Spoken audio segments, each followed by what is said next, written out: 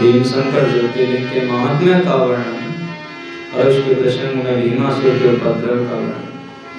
ओम श्रुताय अतः परम प्रवक्ष्यामि महात्म्यं भीमशंकरं यस्य श्रवणमात्रेण सर्वाभीष्टं लभेत् नरः।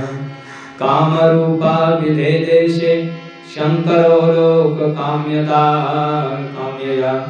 अवतीर्णः स्वयं साक्षात् कल्याणशुभभाजनम्।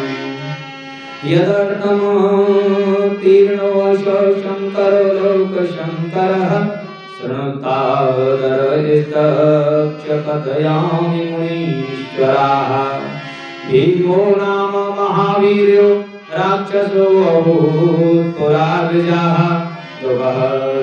सर्वभूतानां धर्मध्वंसकरः शरां। कुम्भकर्णान्तरिक्षमुत्पन्नः कर्कट्यां सुमहाबलः शये च पर्वतेषोऽपि मात्रावासं चकारः। कुम्भकर्णे च रामेण हते लोकभयङ्करे राक्षसी पुत्रसंयुक्ता शयेयतिष्ठत् स्वयं तदा। सबालकेकदा भीमः कर्कटीमातरं वृजाः प्रपक्षक्ष खलो लोक दुःखो भीमविक्रमः। सूत जी बोले, हे महर्षियों, अब मैं भीमशंकर के महात्म्य को कह रहा हूं, जिसके सुनने मात्र से मनुष्य सभी प्रकार के अभीष्ट को प्राप्त कर देता है। कामरूप नामक देश में लोक हित की कामना से साक्षात कल्याण एवं सुख देने के सुख के भाजन शिव जी स्वयं प्रकट हुए थे।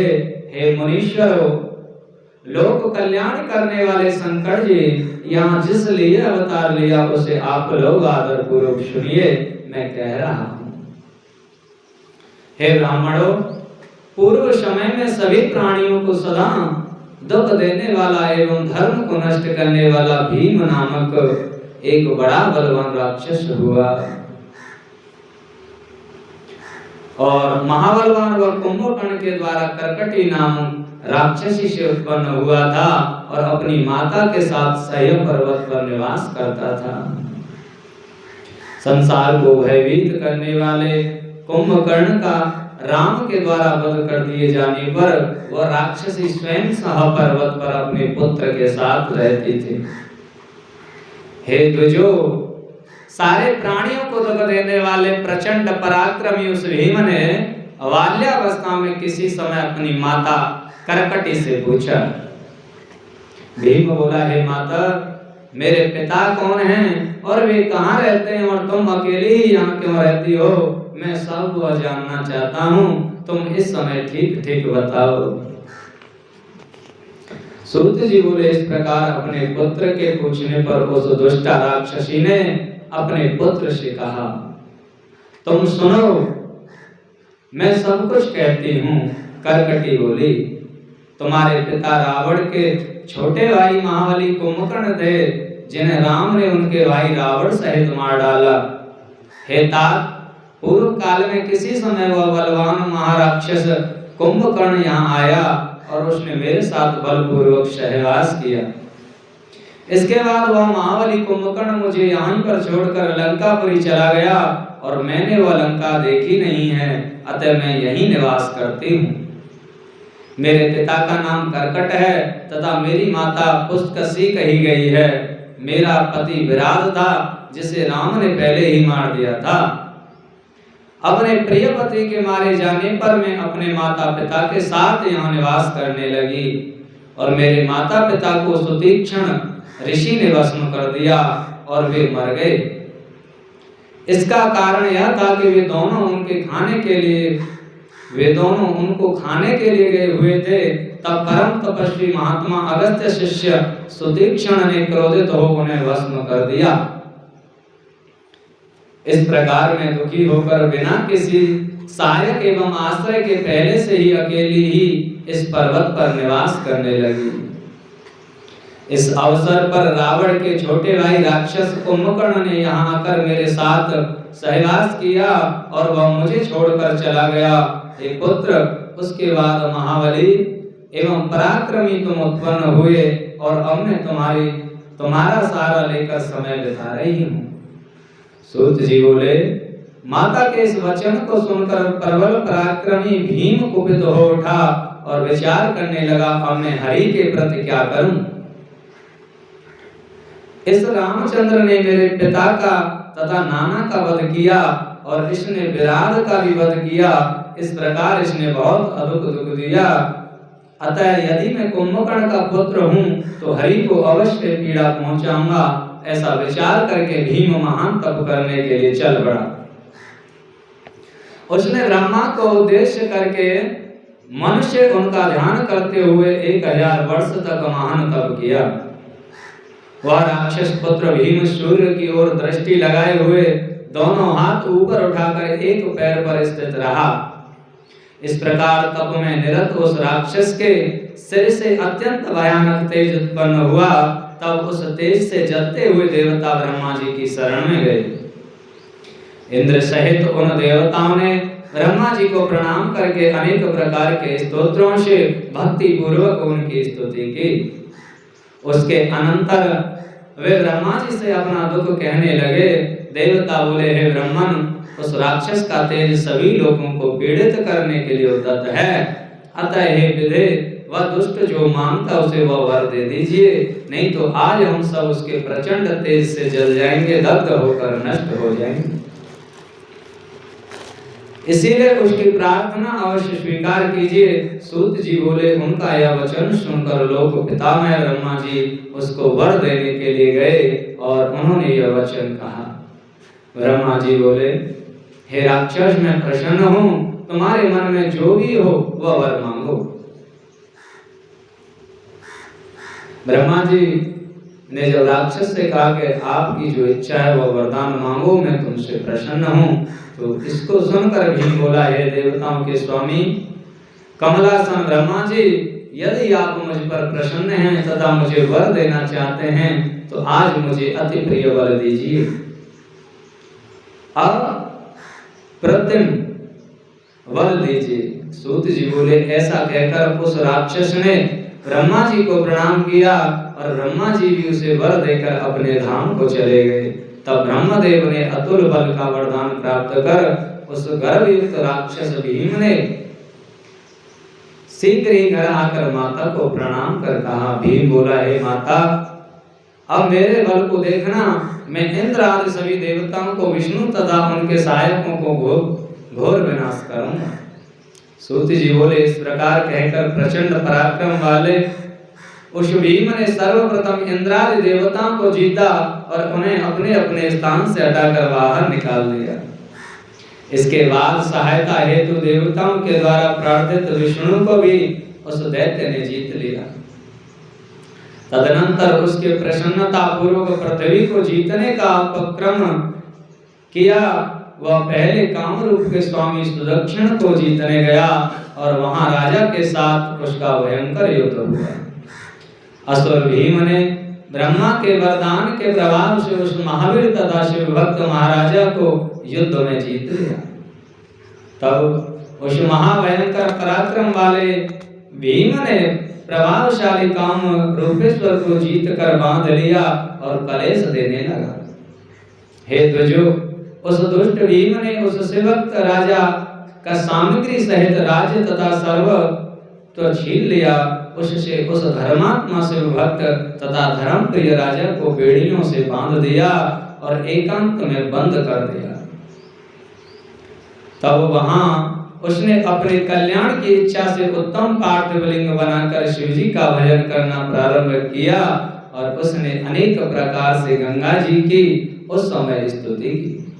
मानसिक स्नान आदि का कर्म करके उस निर्वश्रेष्ठ पार्थिव विधान से शिव का पूजन किया। जिस प्रकार ध्यान विरत है वैसा ही ध्यान विधि पूर्वक करके प्रणाम, स्तोत्र पाठ, मुद्रा, आसन आदि के साथ सब कुछ करते हुए उसने प्रसन्नता पूर्वक भगवान शिव की उपासना की। वह प्रणव के सहित पंचाक्षरी विद्या का जप करता था और उस समय उसे अन्य कार्य करने के लिए कोई अवकाश न रहा। राजा को अत्यंत प्रिय उसकी पतिव्रता पत्नी, जिसका नाम दक्षिणा था, प्रेम पूर्वक सविध पार्थिव पूजन किया करती थी। इस प्रकार उन दोनों पति पत्नी ने शिव आराधना में तत्पर हो भक्तों का कल्याण करने वाले शंकर की तन्मयता से सेवा की। वरदान के अभिमान से मोहित हुए उस राक्षस ने संपूर्ण यज्ञ कर्मादि धर्मों का लोप कर दिया और सब कुछ मुझे ही समर्पण करो, वह इस प्रकार का प्रचार करने लगा। जो भीम नाम का असुर था, उसने उस राजा के राजपाट को नष्ट कर दिया, बांध लिया, बंधन बना लिया और जितना भी पूजा पाठ था जब उसका लोकाचार में, वो सबको रोक दिया उसने और कहा कि मुझे ही सब कुछ मानो और मेरी ही पूजा करो। हे महर्षियों, उसने दुष्ट राक्षसों की बहुत बड़ी अपनी सेना लेकर सारी पृथ्वी अपने वश में कर ली और शक्ति संपन्न होकर वेद धर्म, शास्त्र धर्म, स्मृति धर्म एवं पुराण धर्म का लोप कर स्वयं वह सबका भोग करने लगा। हे द्विजो, उसने इंद्र सहित समस्त देवताओं तथा ऋषियों को पीड़ा पहुंचाई और उन्हें अत्यंत दुखित करके उनके स्थानों से निकाल दिया। तब व्याकुल हुए इंद्र सहित देवता तथा ऋषि ब्रह्मा और विष्णु को आगे कर शंकर की शरण में गए। उन लोगों ने महाकोशी नदी के उत्तम तट पर लोक का कल्याण करने वाले शंकर की अनेक स्तोत्रों से स्तुति कर उन्हें प्रसन्न किया और पार्थिव मूर्ति बनाकर विधि पूर्वक उनकी पूजा करके क्रम से अनेक प्रकार के स्तोत्रों से तथा नमस्कार आदि से उन्हें प्रसन्न किया। इस प्रकार देवगणों की स्तुति आदि से स्तुत हुए शिवजी ने अत्यंत प्रसन्न होकर उन देवताओं से कहा। शिवजी बोले, हे विष्णु, हे ब्रह्मा, हे समस्त देवताओं एवं ऋषियों, मैं प्रसन्न हूँ। आप लोग वर देवताओं से सभी से प्रसन्न हूँ, आप वर मांगिए, मैं आप लोगों को कौन सा कार्य करूं, आप लोगों को कौन सा वर दूं। सूत जी बोले, हे द्विजो, तब उन शिवजी के द्वारा यह वचन कहे जाने पर देवता लोग हाथ जोड़कर भली भांति प्रणाम करके भगवान शिव से कहने लगे। देवता बोले, हे देवेश, आप सबके मन में स्थित सारी बातों को जानते हो, आप अंतर्यामी हो, अतः कोई भी बात आपसे छुपी नहीं है। हे नाथ, फिर भी सुनिए, हम लोग आपकी आज्ञा से अपना दुख आपसे निवेदन करते हैं। महादेव, आप अपनी कृपा दृष्टि से हमें देखिए। कुंभकर्ण से उत्पन्न करकटी का बलवान पुत्र राक्षस भीम ब्रह्मा के द्वारा दिए गए वरदान से उन्मत्त होकर देवताओं को निरंतर पीड़ा पहुंचा रहा है।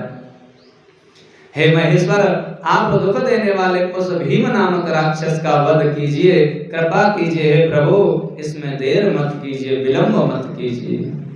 सूत जी बोले, इस प्रकार सभी देवताओं द्वारा कहे जाने पर भक्त वत्सल शिव जी, मैं उसका वध करूंगा, ऐसा कहकर पुनः देवताओं से कहने लगे। शंभुर्वाच, कामरूपेश्वरो राजा मदीयो भक्त उत्तमः, तस्मै ब्रूते ते वै देवाः, कार्यं शीघ्रं भविष्यति।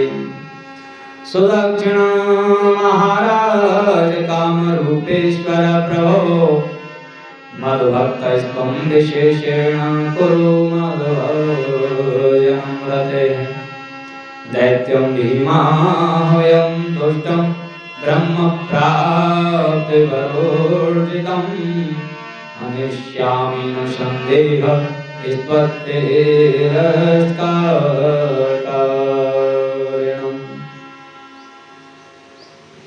शंभु बोले, हे देवता, राजा काम रूपेश्वर मेरा उत्तम भक्त है, आप लोग उससे यह कहिए, तब कार्य शीघ्र पूरा होगा। शंकर जी से तुमने कहा, शंकर जी ने तुमसे कहा है कि हे सुदक्षिण, हे महाराज, हे काम रूपेश्वर, हे प्रभु, तुम मेरे विशेष रूप से भक्त हो, प्रेम पूर्वक मेरा भजन करते रहो। मैं ब्रह्मा से प्राप्त वर से शक्तिमान तथा तुम्हारा तिरस्कार करने वाले भीम नामक दुष्ट राक्षस का वध करूंगा, इसमें संशय नहीं है। सूत जी बोले इसके बाद सभी देवताओं ने हर्षित होकर वहां जाकर भगवान शिव से जो कहा था वह सब उस महाराजा से कह दिया। उससे यह कहकर वे सभी देवता तथा महर्षि परम आनंदित हुए और शीघ्र ही अपने अपने आश्रम को चले गए। सूत जी बोले उसके बाद शिवजी ने अपने गणों को साथ लेकर राजा के कल्याण की कामना से आदर पूर्वक वहां गए और उनकी रक्षा के लिए गुप्त रूप से स्थित हो गए। इसी अवसर पर काम रूपेश्वर ने वहां पार्थिव लिंग के आगे गहन ध्यान करना प्रारंभ किया। तभी किसी ने जाकर राक्षस से कह दिया कि वह राजा आपके निमित्त कुछ अविचार कर्म कर रहा है। सूत जी बोले यह सुनकर राक्षस कोपित हो उठा और उसे मारने की इच्छा से हाथ में तलवार लेकर राजा के समीप आया। वहां जो पार्थिव शिवलिंग आदि रखा हुआ था उसे देखकर और उसके स्वरूप को देखकर उसने निश्चय कर लिया कि यह मेरे लिए कुछ कर रहा है, अतः मैं आज सभी सामग्री सहित इसे बलपूर्वक मार डालूंगा। इस प्रकार विचार करके अत्यंत क्रुद्ध हो राक्षस ने राजा से कहा। भीम बोला हे दुष्टात्मा राजा, तुम इस समय क्या कर रहे हो? यह सच सच बता दो तो तुम्हें नहीं मारूंगा, अन्यथा निश्चय ही तुम्हारा वध कर दूंगा। सूत जी बोले। उसका यह वचन सुनकर शिव में विश्वास परायण वह काम रूपेश्वर शीघ्र ही अपने मन में यह विचार करने लगा कि जो होनहार है वो होकर रहेगा, उसको टालने वाला कोई नहीं है। यहाँ तो सब कुछ प्रारब्ध के अधीन है और शिव को ही प्रारब्ध कहा गया है। वे दयालु शिव जी निश्चित रूप से इस पार्थिव लिंग में भी उपस्थित हैं। क्या वो मेरे लिए कुछ नहीं करेंगे? यह राक्षस उनके सामने क्या है? वे अपनी की हुई प्रतिज्ञा पूर्ण करेंगे, क्योंकि भगवान शिव वेद में सत्य प्रतिज्ञा कहे गए। वे स्वयं कहते हैं जब कोई अत्यंत निर्दयी व्यक्ति मेरे भक्तों को पीड़ित करता है तो मैं उसकी रक्षा के लिए उस दुष्ट का वध कर देता हूँ, इसमें संशय नहीं है। इस प्रकार धैर्य धारण कर भगवान शिव का ध्यान करते हुए वह राजा अपने मन में उत्तम भक्ति पूर्वक प्रार्थना करने लगा। हे महाराज, मैं आपका हूँ, जैसी आपकी इच्छा हो वैसा कीजिए। मैं यह सत्य कहता हूँ कि आप मेरा कल्याण कीजिए। इस प्रकार मन में ध्यान करके सत्यपाश में बंधे हुए उस राजा ने राक्षस का तिरस्कार करते हुए सत्य वचन कहा। राजा बोला, हे राक्षस, मैं अपने भक्तों की रक्षा करने वाला समस्त चराचर के स्वामी तथा निर्विकार भगवान शिव का भजन कर रहा हूँ। सूत जी बोले। उस काम रूपेश्वर का यह वचन सुनकर क्रोध से कांपते हुए शरीर वाले उस भीम ने यह वचन कहा। भीम बोला, मैं तुम्हारे शंकर को जानता हूँ, वह मेरा क्या कर लेगा?